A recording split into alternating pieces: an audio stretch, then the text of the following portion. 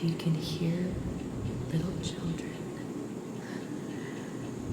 they are just upset that they're leaving the park.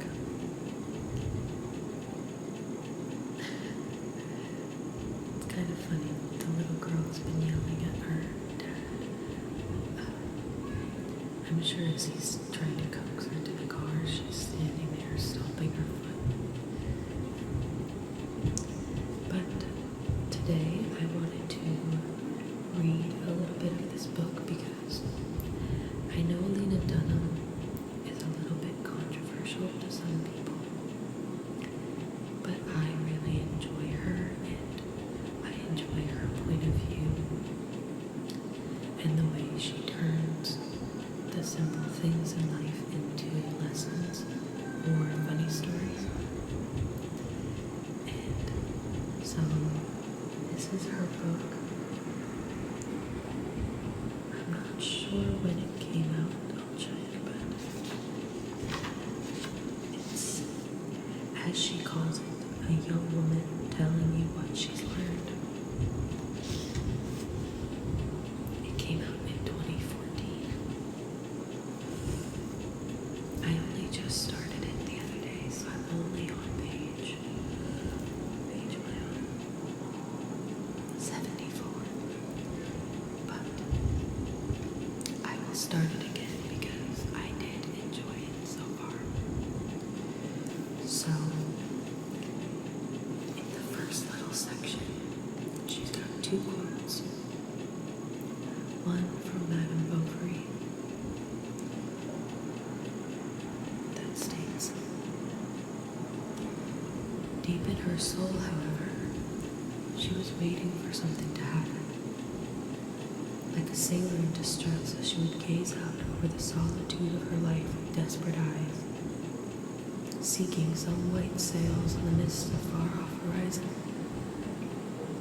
She did not know what this chance event would be, what wind would drive her to it, what shore it would carry her to, whether it was a long boat or a 3-decked vessel loaded with anguish or filled with happiness up to the portholes.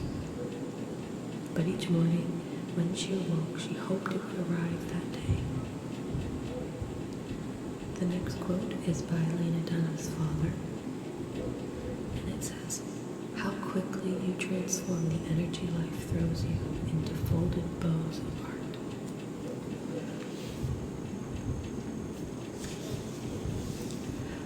On the table of contents page,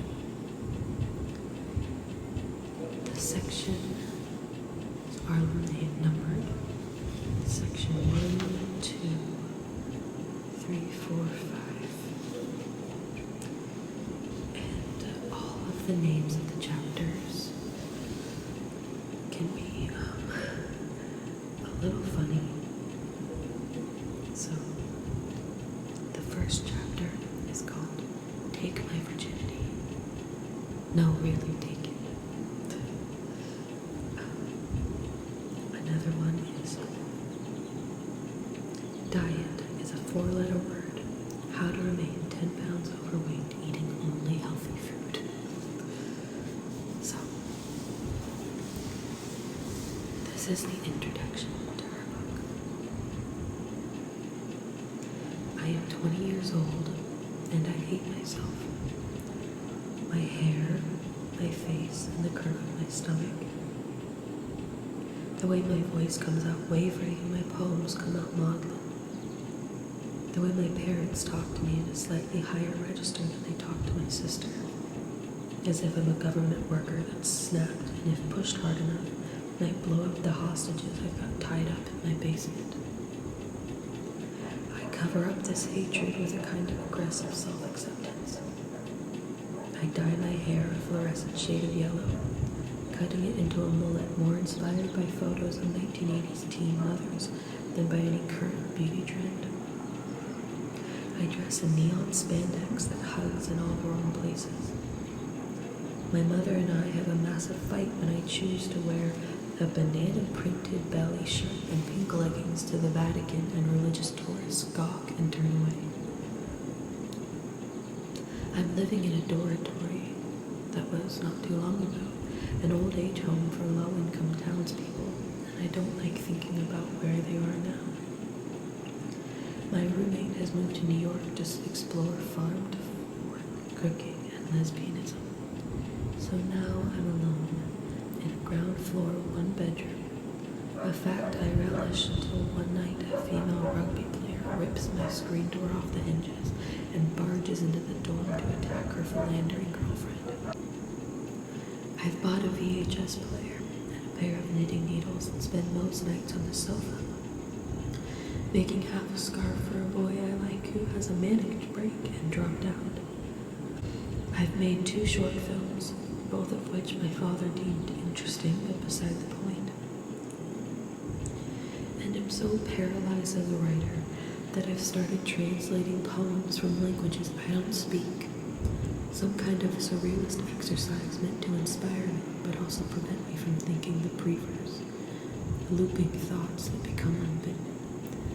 I am hideous. I am going to be living in a mental hospital by the time I'm 29. I will never amount to anything. You wouldn't know it to see me at a party. In a crowd, I am recklessly cheerful.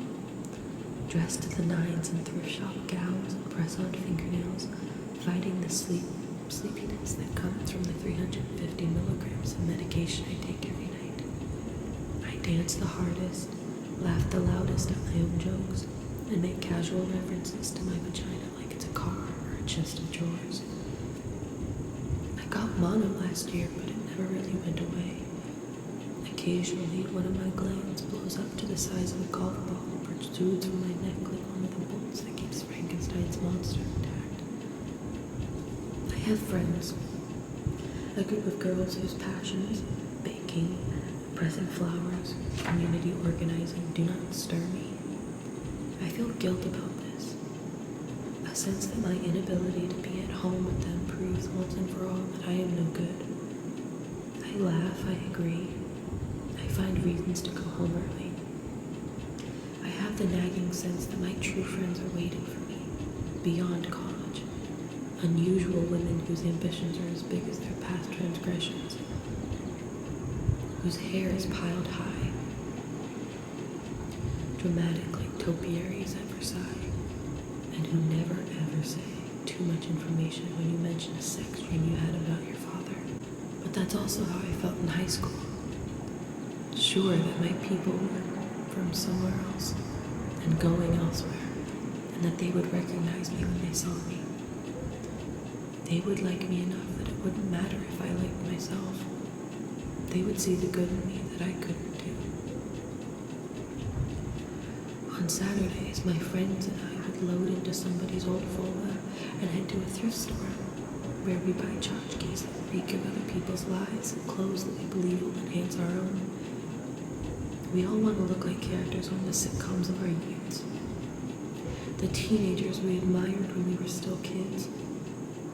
None of the pants ever fit me unless I headed to the maternity section, so I buy mostly sack-like dresses and Cosby sweaters. Some days my haul is massive.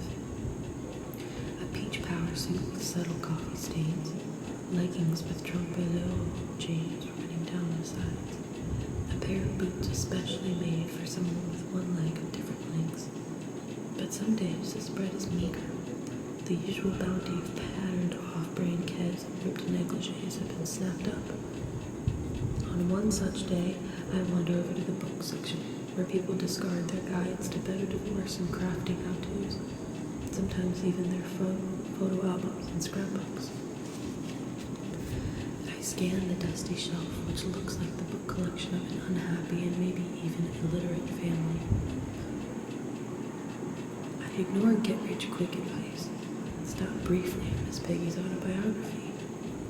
Contemplate a book called Sisters, The Gift of Love. But when I reach a faded paperback with edges so yellowed they have almost gone green, I stop.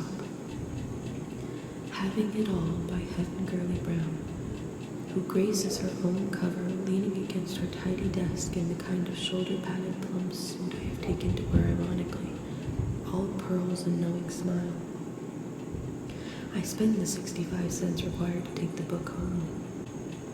In the car, I show it to my friends like it's a decorative joke.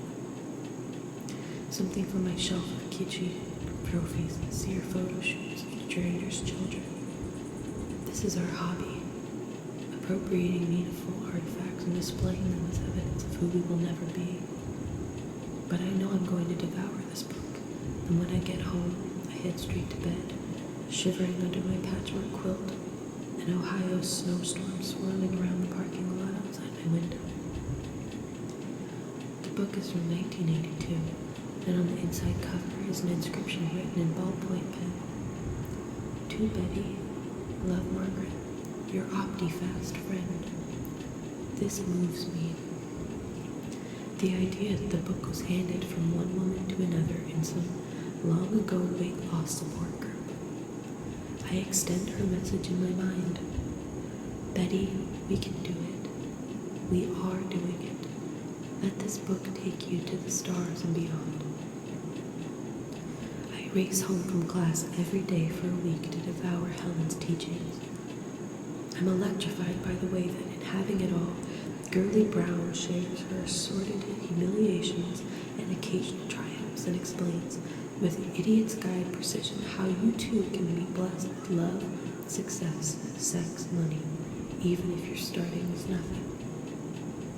Most of her advice, it should be noted, is absolutely bananas. She encourages readers to eat fewer than 1,000 calories a day. Crashing is okay, so is fasting. Satisfied is out of the question. You have to feel slightly uncomfortable and hungry during your weight loss, or it's probably not happening. Avoid having children if you possibly can, and be blowjob ready at all times. The more sex you have, the more you can tolerate. Helen has little tolerance for free will in this department. Exhaustion, preoccupation with a problem, menstrual cramps. Nothing is a good excuse for not making love unless you happen to be so angry with the man in your bed, your eyes are darting around their sockets and your teeth are grinding. Some of her advice is a little more reasonable. Always leave for the airport 15 minutes earlier than you could. It will save your valves wearing out. Or, if you have severe personal problems, then I think you go to a shrink for advice and support. I can no more imagine not going to get your hurting head and heart taken care of than one would go around the streets with blood spurting out of your throat. But her frank wisdom loses some of its power because it's forced to occupy the same space as gems such as, to me, avoiding married men totally when you're single would be like passing the first aid in a Tijuana hospital when you're bleeding to death because you prefer an immaculate American hospital, some unreachable distance across the border. Having it all is divided into sections, each section a journey into some usual, sacrosanct aspect of feminine life such as diet, sex, or the intricacies of marriage. But despite her demented theories, which jive not even a little bit with my distinctly feminist upbringing, I appreciate the way Helen shares her own embarrassing, acne-ridden history in an attempt to say, look, happiness and satisfaction can happen to anyone. In the process, she reveals her own unique pathos. The passage about binge eating baklava stands out in my mind, but maybe I underestimated her. Maybe that is not an accident, but is in fact her gift.